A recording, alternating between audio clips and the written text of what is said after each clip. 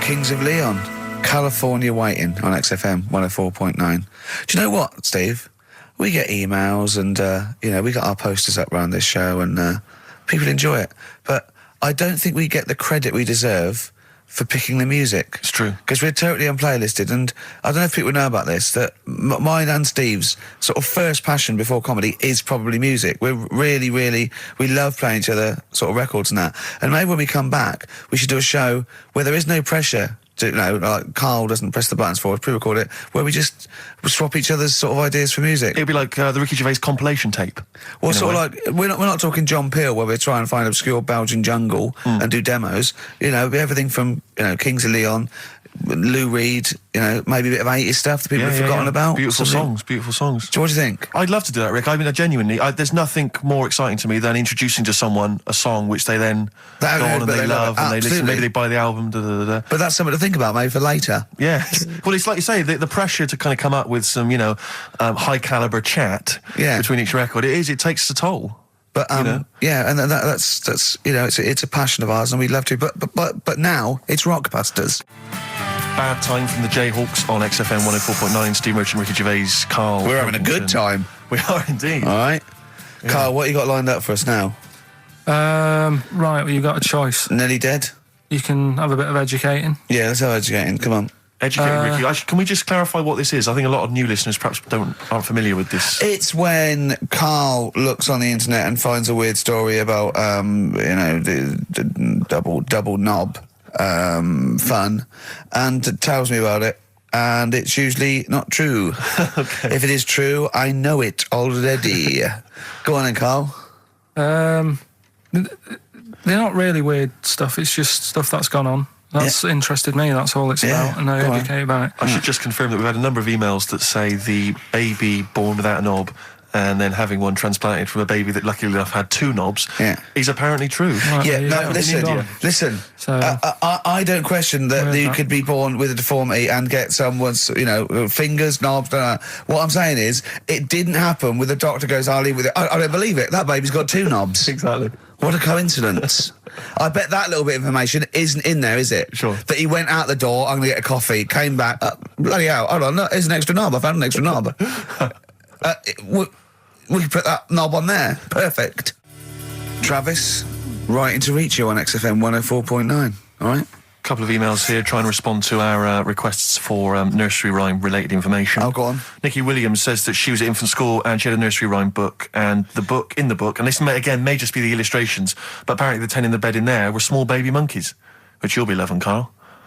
But again, I suspect that might just be the illustration that accompanied I remember I had a book of nursery rhymes when I was little, and my brother, he was older than me, and I was about 5, so he was about 16. And I remember him and his mate just absolutely cracking up because it said, up Jack got and home did trot as fast as he could caper. He went to bed and bandaged his knob, N-O-B, with vinegar and brown paper. I've since found out the knob is like the old English for head, but I didn't know why they were laughing. Of course. They were just cracking up. This was, whenever one of my mates' brothers came around, he said, where's your nursery rhyme book? And he'd read it to him. Yeah. And it was just the funniest thing in the world. The brown paper and vinegar was a popular method, because didn't Jack and Jill use that? They used something similar. No, that was Jack and Jill. That was Jack and Jill. Yeah, that's Jack when he broke his crown, which obviously, that means his head as well, doesn't it? Yeah. So he's fractured his skull on a sort of like an outcrop of rock. Yeah. And then... is that still used, the brown paper and vinegar? I don't think it is. I don't know, maybe in Manchester they're still using that, I'm not sure. Yeah. Tracy and John Burton say that they reckon a Humpty Dumpty was actually a cannon that used to sit on the walls of the castle in Colchester where they live. That makes sense. Yeah, that would make a lot more sense. Sat on a wall, a great fall, the king's couldn't put them together again. So they broke the cannon, or it meant it exploded. Maybe the cannon fell apart. Because people used to get blown up by cannons just doing it wrong, didn't they? Sure. Which is hoist by your own petard. Right. Where that comes from. Right. Coming back and blowing up in your face. So that makes slightly more sense, because you would want to send for the King's Men then. Yeah, and the horses. I think the horses just came along anyway. That was quicker. Sure. The quick King's Men, it took them about 3 minutes, with the horses there in about a minute. So, but I mean, if it blew up, there's nothing I could do. Yeah. So we got to the bottom of that. See, the educational, Karl. See, this is real education. You know what I mean? It's got a bit heavy though, doesn't it? What? Humpty Dumpty? Yeah, it has got a little bit heavy. Let's dumb it down a little bit. What do you want to do? Mary, quite contrary? We're doing Rockbusters in a bit. Hang on a minute. What? Before you even get to Rockbusters, oh, man alive, there are loads more verses to Old Mother Hubbard. Are there? I'm going to digest these while we play the ads, and I'll see if there's any salient information I can give you afterwards. Brilliant. Moving on, what's the next one? Would she be able to breastfeed? Yeah. And she'd be able to do it standing up while he was on the floor. Talking to nipples. Hey, come on. There's a lovely juicy pair over there. Okay, I think this is the last show. People should actually phone in and speak to Karl and try and convince forget him. that. Yeah, what's the number, Steve? Forget that. We haven't got time. Yeah, he hates answering it. We'll do it during the record. Leave it. Phone in if you want to speak to Karl, if you know the number. Call in, try and convince Karl to kiss a little nipple. Don't want to. Rick, I should just point out that I feel... Don't answer back. Come on, I think Karl has offered nothing there. I think those educating Rickies were appalling. And the only thing that would redeem the show is if you kiss the nipples. Kiss a nipple. Phone in if you want to speak to Karl. If you know the number, call in and try and persuade Karl while this record is on. We'll answer the phone. Phones are still going mad. Answer one. Just put with someone there. Kings of Leon, California waiting. He was rude. He's so rude to people. They phone up and they say, "Oh, kiss his nipple," and he goes, "Yeah, all right," and he hangs up on them. Answer the phone. To say to put them on air. Answer the phone and be nice to whoever it is. Be nice to them at least. Putting people on the air. Hello. Karl. Yeah. Speak to Karl. Why don't you speak about that human monkey that was on the other day? Old news, man. How long have you been listening? Listen, can we forget the monkeys? What do you think of his nipples? All right, then just kiss his nipple in for. I'm not going to kiss his nipple. I'd do it for 500 quid easy. Would you? Yeah. But why? Why do you want me to do it anyway? What are you getting out of that? Oh, come on, mate. 500 quid. It's worth it. Yeah, but... He's got the money. You'll probably get more out of him if you want. It's not about the money, really. I can think of Suzanne. Suzanne, you come on 500 quid and go, there you go. Just kissed his nipple, 250 quid each. She gives me more. It's not hard. It's not happening. Right, it's not happening. Did you just cut him off then? Well, there's another fella there. Who's that? My name's Linda. Right. All right, Linda, you all right? What would make your day, Linda? If Karl actually gave it a lick, not just a kiss. Forget it. Go on. I think what else has gone on? Well, while you're thinking, Karl, I should just tell you now, you threw that question out earlier, why are ginger people historically mocked? We've had a couple of responses on the text, 83XFM. Again, as ever with XFM listeners, don't believe what they say, don't trust what they say. But one of them... Have we got any respect for anyone in the world? I'll get back to you. Pete in Tooting, now, again, I think this is nonsense. He claims that the reason ginger people are disliked is because Judas was ginger. From the Bible. I don't know where he's come up with this idea. No, I've heard that. But I mean, are there a great many people from, the Middle East who are ginger? Well, that's probably why he stood out. Sure. And he was probably fed up, and he thought, I'll get him back. Yeah. Maybe... Unless he had his hair dyed ginger when he was on the witness protection scheme. Which presumably he had to go into after all came out in the book. What did he do? What did he do? He stitched him up, didn't he, to the Romans, didn't he, Judas? Did he do it for 40 pieces of silver or something? I'm not big on the Bible, but apparently... Incidentally, if you'd like us to stitch up any kind of messiahs for 40 pieces of silver, just get in touch, 83XFM. We're willing to do that for you as well. But that's one explanation. There's another one here, which is, again, I don't believe this for a moment. It says here, ginger people get a lot of stick because in Elizabethan times, people with ginger hair were told that their mother had slept with the devil. And that was why their hair was ginger. So there's two options. Maybe if you've got some more, you can any more spurious thoughts, then get in touch. The Pogues, Rainy Night in Soho. I hope there isn't a rainy night in Soho tonight, Rick. I'm sure you're one of those who agrees with me. Listen, we just had an email here from a guy called James Lee. He says, hi, just writing a bit of info on the scientists in Antarctica. I'm a scientist who's just come back from one of the Antarctic bases called Halley, or Haley. There are 15 people staying there over the Antarctic winter. The scientists are looking mainly at the atmosphere, things like the ozone hole and meteorology. Right. I think there are 6 scientists staying over the winter, as well as a doctor, electrician, mechanic and a carpenter and so on. And so he's saying they do listen, they have the internet, so they maybe could listen to the show on the internet. And if you get the chance, say hi to Francis and the rest of the winter is for me. Sure, no problem. Yeah, thanks, James. But yeah, there they are. That's what they're doing. That's what they're up to. But why are they asking you for a message though? When I mean, have these people got families and that, or are they convicts or? No, what do you mean? Of course they probably do get messages from their family. Well, why are you doing one for one? Is that... I mean, do you know, like, you see it in, like porridge and stuff like that, where if someone's in prison and no one visits them, and they sort of look a bit fed up on that. Is this message that you're doing for like people who don't get a letter in the post from? Brilliant. So they put this on the shelf until someone doesn't get one. All right, Hargreaves? Yes, sir, I didn't get a message today, sir. Yeah, I've got a message, Hargreaves. I've what, sir? Hargreaves, you have got a message. Really, sir? From Ricky Gervais. Really, sir? And I give it... Don't talk, please. There are scientists listening. Try to keep the talking shit down to a minimum today. What's annoying me is, right, they're saying this stuck over there for months, but it seems to me like they're wasting a lot of time. Right? Why? Well, you're saying they probably watch DVDs. They're saying they've got internet access. Yeah. Yeah? Well, I'm wrong. Listening to messages, get the job done and go home. Well, that's so. Well, then we don't have to tell them anything then, because they listen to the internet. If they've got the internet, then it's a waste of time. Good point. Play a record. Well, hang on. Before that, here's a good point. You've had a long time to research what's been going on in the world. We just had an email here from Nicholas who says, "Why haven't you told them about the recent pig Olympics that just went on in China?" You've missed that one, Karl. Once again. Who won? XFM. Anthony and the Johnsons. Isn't that beautiful? Interesting. Hope there's someone on XFM 104.9. I'm Ricky Gervais with me, Steve Merchant, and Karl Pilkington. Well, Karl, more revelation. We were talking about it last week, but Karl brought it up again just now.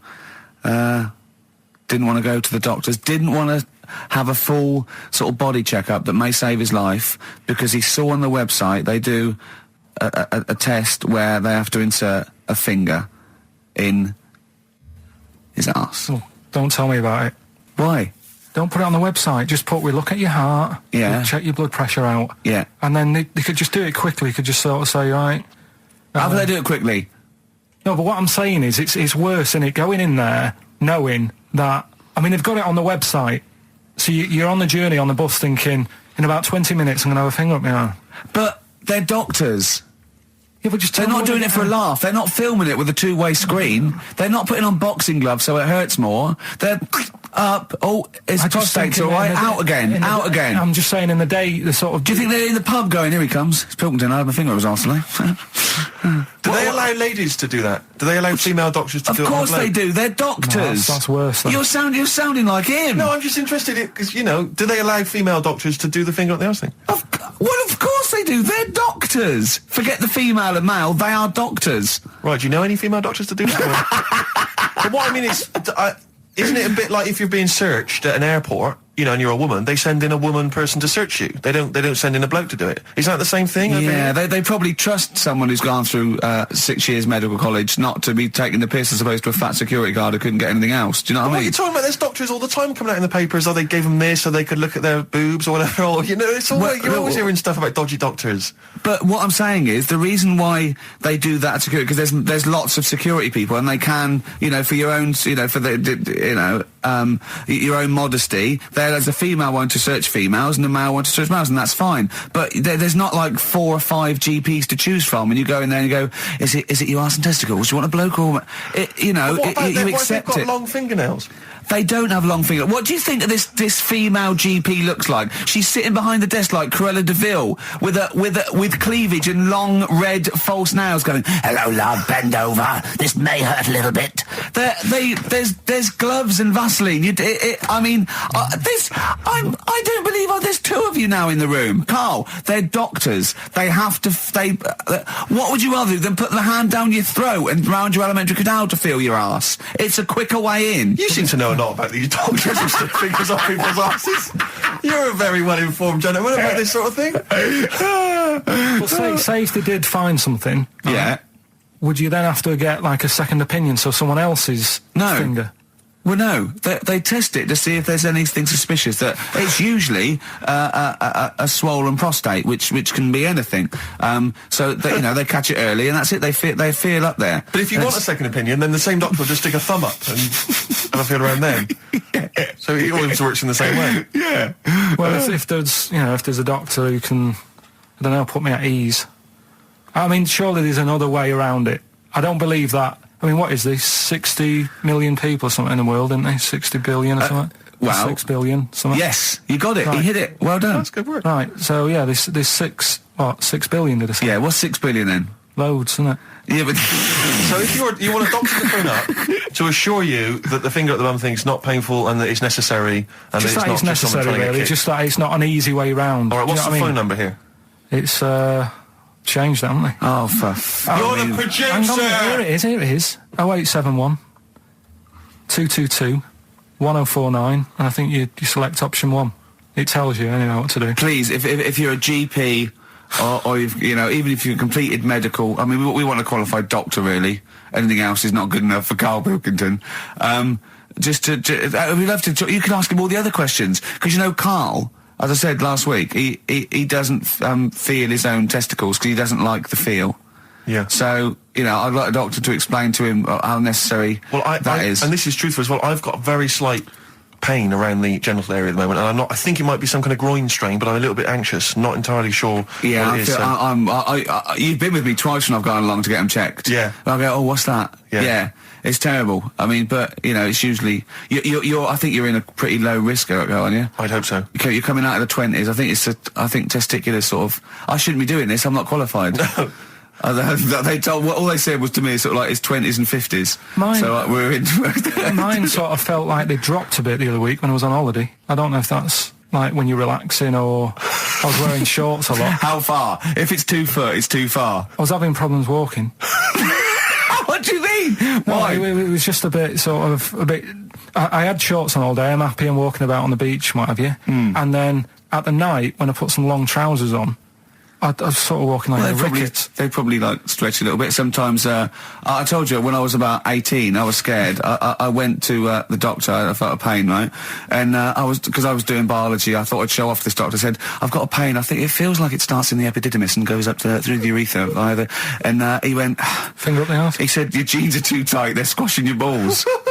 So we want a doctor like that. So what's the phone number again? It's 0871 222 1049. A qualified What do you doctor. mean your balls drop though? We've got to come back to this. I don't know, they just felt like... it's not too bad at the moment. I was alright on the way in, but it was just... I feel twinges all the time, but you never know whether it's just because they're no, in... but they felt like they weren't my own. Do you know what I mean? They sort of felt a bit like these are... There wasn't a bloke standing really close to you, was there? You didn't get them mixed up, did you, on the way back? On the flight back? Someone else has got them. Well, take a leaf out of nudist books. They just walk around. They've got nothing on it. About nudists. Why? Well, let's play this ad break and that. And Have you had another encounter? if we've got time, I'll tell you about it. Have you really? Oh. XFM. Right, we've got who's that on the line? It's Rob. Rob, and are you a doctor?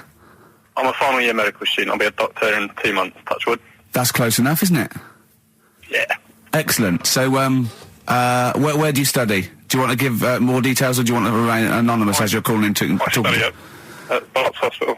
All right, great. So, why do GPs sometimes put their finger up a man's anus? To see what's there. You know, if you've got hemorrhoids, if you've got an enlarged prostate, you know, it's either that or they stick up a big tube and have a look up with a light. What? And it's easier to do that.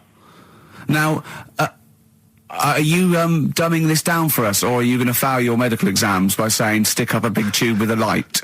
I'm dumbing it down. Okay, come on then. We're all intelligent people here, and Karl. So you tell us what's that called? It's called a sigmoidoscope. Right. Nice. That was a clever test, wasn't it, Rick? 12 Two inch things are real long, doctor. Yeah. 12-inch long tube that they can put up there. So, Karl, would you prefer that or a finger? Well, so do they sort of do the finger first, and then? I mean, at what point do they say, "Hang on, we need a light here"? I mean, It's normally if there's something wrong.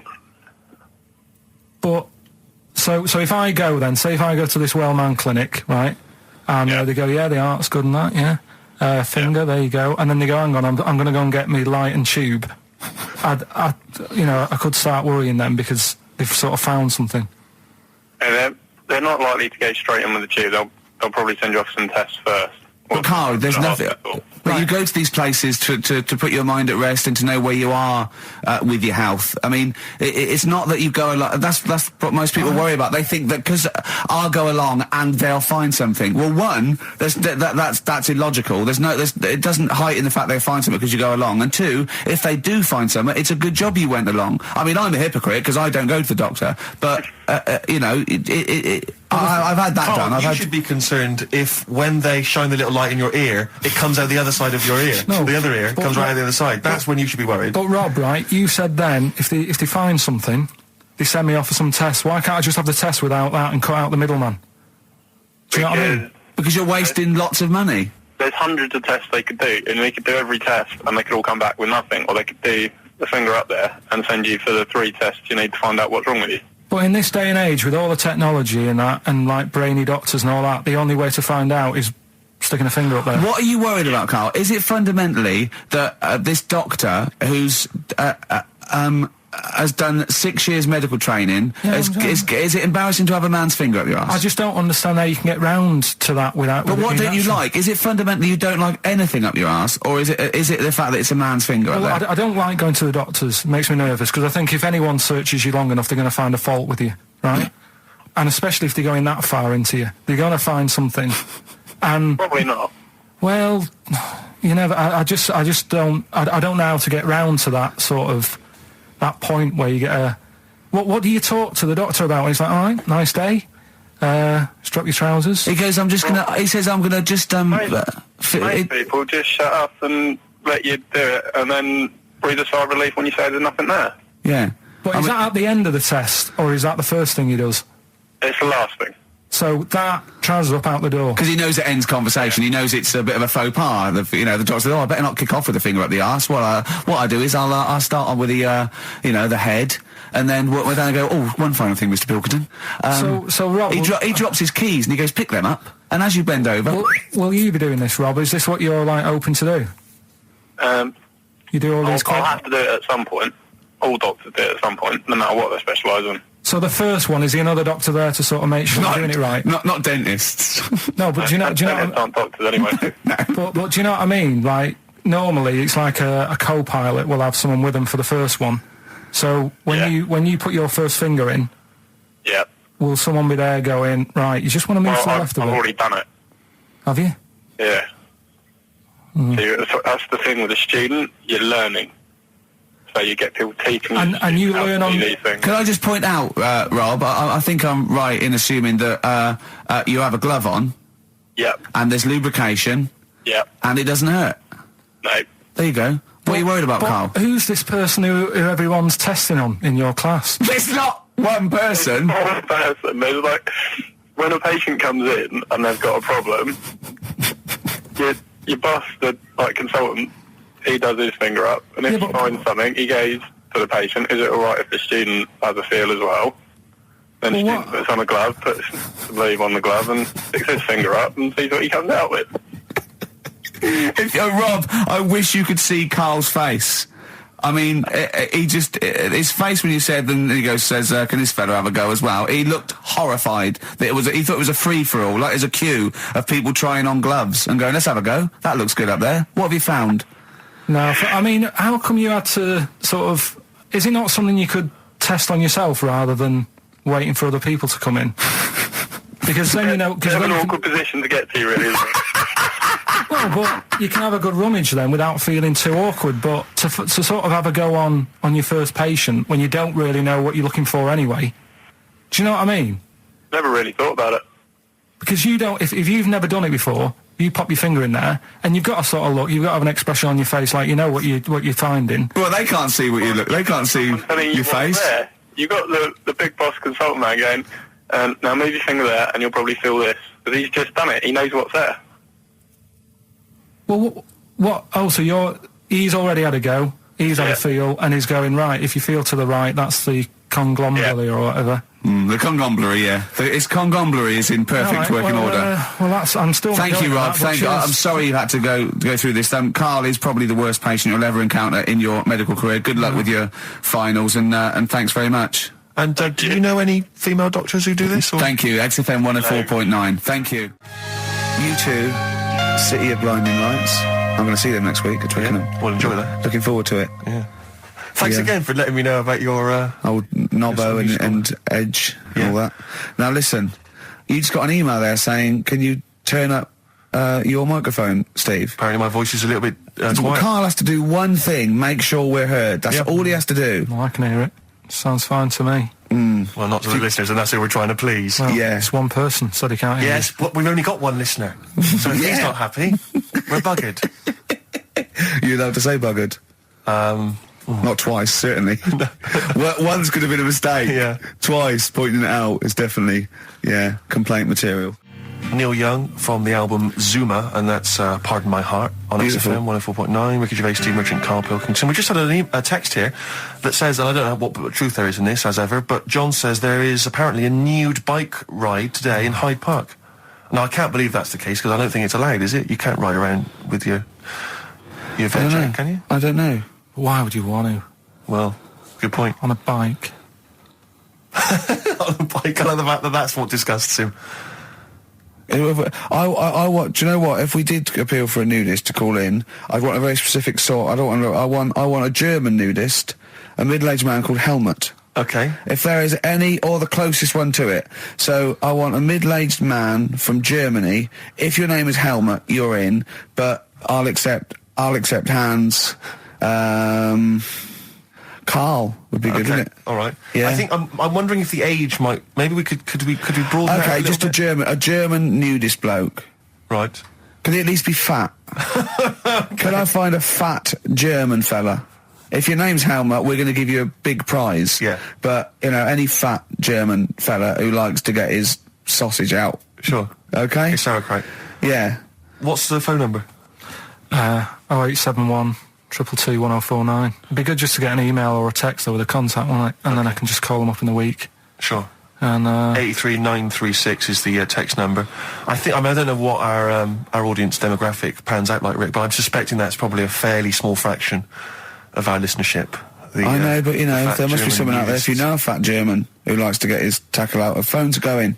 Phones away, going. straight away. Just answer it, Karl. Just answer it. Just pot luck. it could Just- be anything. Well, let's just see could what be- it To be is. fair, it could be a nutter. It could be a nutter. But just say hello. Just tell your turn. It's If not it's straight away. important, he'll stay there, won't he? He'll stay there. Well, answer it.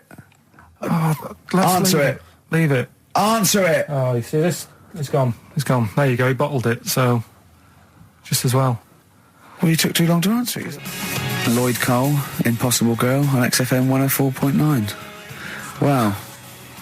Rick, I'm just reading an email we've had, and it is indeed true. Scores of naked cyclists will be wheeling around London today in a mass protest against oil dependency. The World Naked Bike Ride will see the arresting sight of up to 200 daring riders bearing all in their cycle past some of the capital's most famous landmarks. Have they got to wear an helmet? Are they against wearing a helmet? Well, I think they're trying to make a statement, I would imagine. I don't know. Well, they don't have to wear a helmet. It's not law to wear a helmet on a bike, is it? Oh, It's for your own safety. It's sensible. You're right, yeah. Well, it's also sensible to just pop some pants on. Just pop some pants on. Are you going to be popping down there and cheering them on? I'm not going anywhere near it. What are they going against? What's the problem that's going on? Oil dependency. I think, generally we're consuming too much oil, aren't we, in the world, and it's going to run out one day, and we've not got any alternatives. Talking of campaigns and things and that, did you see Sir Bob on Jonathan Ross last night? Sir Bob Geldof. Sir Bob Geldof. Yeah. Are you going to walk to Edinburgh or sail to France, Karl? What do you think of all this? The G8? I think it's good that, he's doing some stuff for the world and what have you, but I probably won't bother No? having a walk. What do you make of all this campaigning? He's dedicated his life to this now, hasn't he?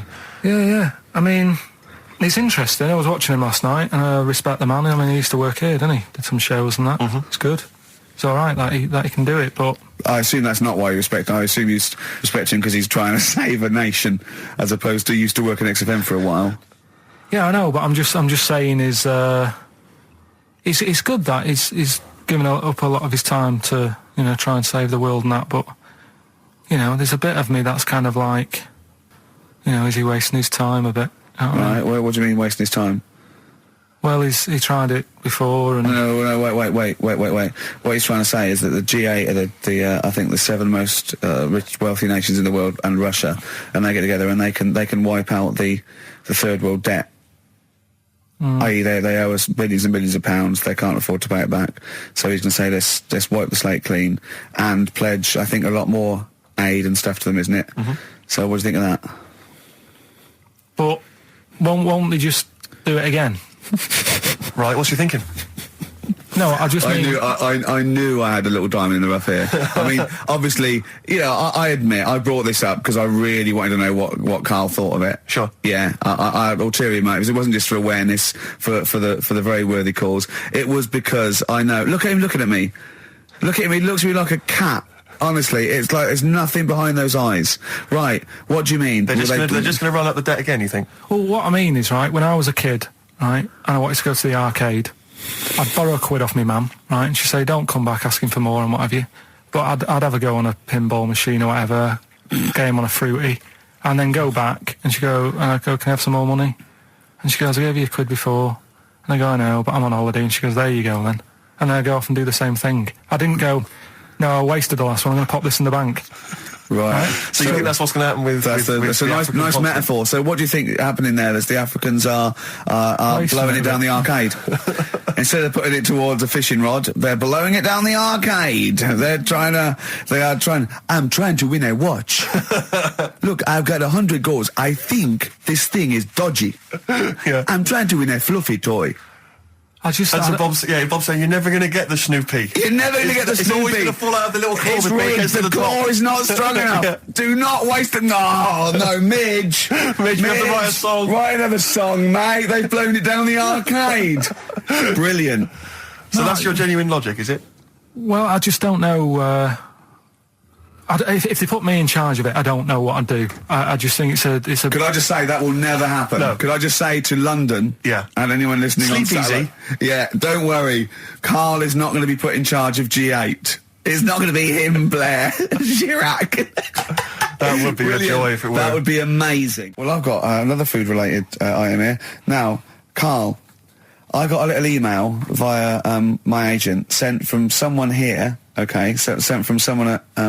XFM, okay, and I won't say it was. She just said, I thought this might be good for Ricky to use on Saturday, and obviously what happened is Suzanne has sent you an email in the week. It was Wednesday, and you've returned it, but I think you've returned it to the wrong email address. You returned it to someone here who, of course, immediately forwarded it to my agent for ridicule on the show. Don't panic; it's nothing that bad, okay. It's an email from Suzanne talking about your tea that night. Was Suzanne out on Wednesday night? Was the an England game or something? Yeah. So you were alone. You were home alone, were you, Wednesday night? Yeah. Did you enjoy your meal? Was it a quiche? Go on. Right. From Suzanne to Karl.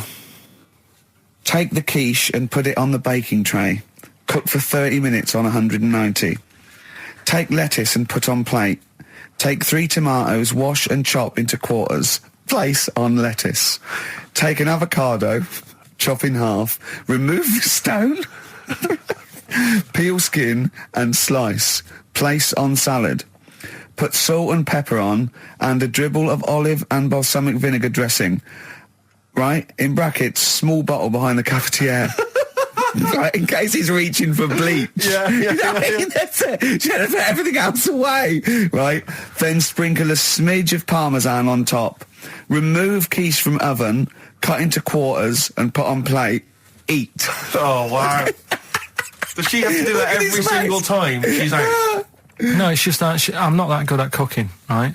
And to be honest, that was a lot of hard work. I didn't bother warming it up. And I did without the avocado. Why? Too much messing about. He didn't even do that with instructions. It was too much. But yeah, I'm not that good at cooking. And That's not cooking though, is it, Karl? That's heating up a slicing. quiche. That's cooking. It is making the quiche. Yeah, but I'm just Could you have figured that out if she hadn't left that note for you? Why did she have to tell you what the olive oil and balsamic vinegar was? Because I've put sort of cooking oil on my food once, and I said, oh, it's a bit... It's ever since, years ago. I'm gonna die! Years ago. Oh God, leaving Mr. Magoo at home. It was ever since I put sausages in the toaster that... What do you mean? I nearly set the flat on fire. Because, do you know, like, when you're grilling food in a pan and all that? Yeah. Sort of sausages spit and it goes everywhere, doesn't it? And it makes everywhere greasy. In the toaster. So I thought, well, just want to warm them up. Yeah. Bung them in the toaster. Yeah. What happened? And she sort of caught... They got stuck and they sort of caught on fire, I imagine. She came in just as I was sort of plunging it, and might have came in from work. She said, what are you doing? I said, I'm in sausages. Well, the oven isn't on. I know, they're in here. What, you turn it off? Panicking and that. But I've never been into it. I've never been into cooking and that. At school and stuff, I didn't bother doing it. Oh, every time Suzanne comes home, she must think, please be the house still there. Yeah. Please not let me hear a fire engine as I come round this corner. Oh, God. She comes and goes, oh, God, thank God. I bet she's always happy to see you when she gets home and you haven't burned the place down or introduced some howler monkeys or something. Unbelievable. What I find extraordinary is there are people who are in sort of care in the community who don't need instructions on how to prepare food. Oh, they do. They can do it. Yeah, you show them once. Yeah, they and they've do. learned it. Whatever you do, don't put sausages in the toaster, Johnny. Do you know what I mean? Yeah, and they've don't- learnt it. They don't put sausages in the toaster. Yeah. What do they put their fingers in. But, yeah. Landed Ben Folds on XFM 104.9. We've had an email, Rick, from Simon Whittaker. He says, he's throwing the question to Karl. Have you seen the video for that Ben Folds song where there's apparently a monkey working the sound desk and shifting the piano? So, yeah, you want to check that out. Talking of monkeys working the sound desk, we've also had a lot of emails directed at you. Yeah, a lot of emails directed at you, Karl, asking if you saw this programme that was on in the week. I think I didn't see it. I think it was called the The Strangest Village in Britain. Yeah. Did he watch it? He called me 6 times during it. Of course he Called did. me 6 times. Now, just explain briefly what this was, because I didn't see it. Well, it was a sort of an experiment. I think I can work out from the sort of 70s, and it was sort of run by, from what I can make out, mainly sort of German Christians. Right. And what it was people with various disabilities or mental illnesses, Down syndrome, autism, bewildered, you know, and they were living normally in the community. And there was 300 people in the village. Half had some sort of problem, mental problem or disability, and the other half were sort of carers. And I mean, it was, you know, it was very, very strange. And where is this village? It's somewhere in this It's up near Whitby, isn't it? Yorkshire, Right, yeah. okay. But he called me. At various points. We were watching that. It started off. He went, "Geez, if that's the beginning, what have they got coming up?" Then there was 2 fellas, and the phone rang, and it went, "What is going on?" And it was 2 blokes who had created their own language. Okay. And they were going, and you know, it was an interesting program. You know, I love documentaries like that. But what made it twice as good was that I knew that Karl was getting confused. Yeah. There was one bloke that went round interviewing people, and he'd just have a string of questions, and he'd go, "Have you ever had curly hair? What's your favourite animal? Have you ever seen a badger?" All right. And Karl was getting stressed. It was stressing me out. He was trying to think of the answers quickly enough. Because he was sort of saying, you know, do you like mosaics and that? And I was like, oh, I do it. And the next question was coming in. It was like Mallet's mallet. Do you know that sort of that word association thing? It was stressing me out. But he said he wanted to go there. He actually said, "Oh, could I go for a holiday there?" And I went, "Well, I doubt that. I don't know. Maybe you could go on a visit." You know, oh, that would be great, wouldn't it? For Karl to walk in there. But the thing about it would be like Karl would be the ruler. He'd be the king. It would be that in the kingdom of the blind, the one-eyed man is king. I mean, he would just dominate. I don't know. There were some of them are quite clever. Really? Yeah, I don't think he'd. I think he'd probably be average. Yeah. I don't think he'd. Okay, he'd just blend in. No, I don't think he'd shine. Because a lot of them were quite good at some things, weren't they? He didn't like the angry bloke who punched him. There was this really sort of sweet Down syndrome woman called Nan, and she hadn't hung her coat up, and this angry bloke was going, "If you don't hang your coat up, I will." And he punched her, didn't he? Yeah. And poor Nan got it in the neck from everyone. There was another woman bullying her, wasn't he? Yeah. But you like the little The little dancing to a fella with a woolly hat who was helping that woman. If I went there, he's the one who had sort of humped down and said, come on, let's go for a pint or something. Sure. But, incidentally, do you like mosaics? We didn't establish that. He's still thinking about it. David Bowie, Watch That Man on XFM 104.9. Now, coming up, Steve, and listeners, I'm talking to them mainly. I'm not really, I'm talking to you and Karl, really. Yeah. But coming up, an old feature, Knob News. Oh, Knob News, the welcome return of Knob News. Yeah, and Monkey News is still there, isn't it? yeah. Just briefly, you don't think you really gave that competition justice, did you, not handing out the email? No, let's just quickly whiz through the questions again. Yeah. John's texted in, by the way. He says, I never get any of the Rockbusters clues. Is this a good or a bad thing? Definitely a good thing. Definitely a good Definitely thing. a good thing. Yeah. Yeah. Did you have to have that thing done where they say, what side do you wear your member? What side you dress. They don't say what side you wear your member. That would hardly be a euphemism, would it? So they say what side you dress, sir. It means what side your little poke, your little John Thomas leans, doesn't it, on rest, usually to the left, isn't it? Your little left testicles. If I said to you now, what side do you wear? Hang on. Do you know? It would be left. It would be the left. That's what I mean. If standing there, right, with nothing restricting it or holding it in or holding it up, right, it sort of leans. Your one ball is sort of like slightly back and lower, isn't it? And your little John Thomas rests there, so it's left. And the reason they ask it is so they don't put the tape measure up on the left and squash your willy or touch your willy. So it's nothing to do with, like, well, you'll need a bit more room of sort of more material on that side, or... Well, no, I don't think they compensate. It's just when they when they stick that up into your groin, they don't want to come in contact with your little... The thing is, I Mercy. don't know what side I wear stuff on. I just sort of pull my pants up and wherever it wants to go that day. But maybe it's not big enough to sort of make any, real decision. But, like now, I'm sat here, right, with my jeans on. I don't know where I am. Well, that's clear from hearing you talk. No, but what I mean is, if a fella said to me, what side are you, what side's your member on? I'd go, Member? What is this the use of the word member suddenly? I'd go... Well, it's usually not appropriate, and also, I imagine in the old days they had big baggy pants that used to sort of like hang down, and now, like with those stretchy boxers and briefs, it's sort of held up in a nice little, neat little parcel, isn't it? So it's probably not appropriate. It doesn't come in contact with your little snake. So, did you ever, have you ever heard that? Are you telling me a tailor has asked you that and you went, what do you mean, mate? No, I've never, I've not really had one made to measure. I had one made when I was a kid, but since then I've sort of bought a suit off the hook. But when you were saying about buying a suit, I know that question sort of crops up and I don't know what the answer is. It just annoys me the way I don't know, there's no surprises anymore. Do you know what I mean? People know. What do you mean? He's going to go, right, I'm going to measure you now. Which side shall I measure? Go, well, pot luck, go on, have a look. Right, there you go. Oh, you got it. You took me no, off. but What do you mean there's no surprises anymore? What are you talking about? Everything you say is a surprise. Everything you say, every opinion you have is a surprise to me. What I mean is, why aren't people just happy just to go, well, depends, doesn't it? I'll just pull the pants up wherever it wants to go, I'm happy. What do you mean? Why is this such a big issue? But Karl, when they ask you this question, they're not making a note of it somewhere. It's not statistical research to find out what the kind of common leaning is. It's a question so he doesn't touch it when he's using his tape measure. Just be careful.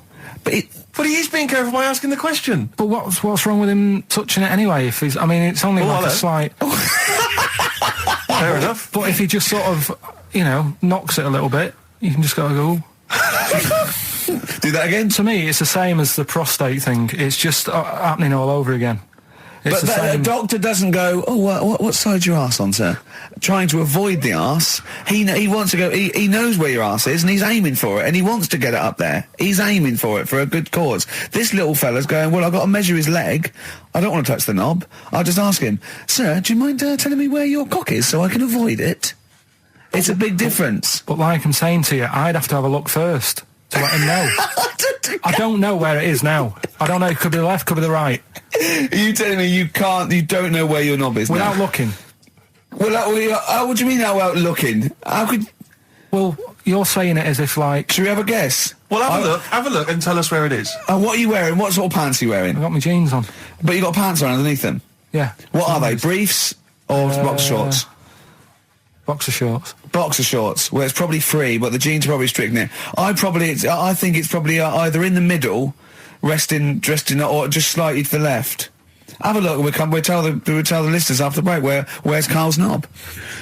It's a good competition. Oh, brilliant. We've got to send this to the Sony Awards people. XFM. Run, Snow Patrol on XFM. Well, big question. Where was Karl's knob? That's what people have been hanging on for. Yeah. Where was it? Well, I can't believe people have been texting in. Hey, what, guessing where it is? There's people saying, is it in the middle? Is it in the left? It cost them 10p. It cost them 10p to find out. Just wait, I'm going to give out the answer. You don't win anything, right? Like, strike it lucky. Right? Bottom or middle? Right. It was to the left. Oh! Yeah. I went with the right. That's annoying. See, I thought it would be to the left. If not, maybe if it was all scrunched up, sitting on your lap right, it might just pop up to the middle. Just pop out, like, you know. Well, next week we'll be finding out where yours is. Where's Ricky's bollocks?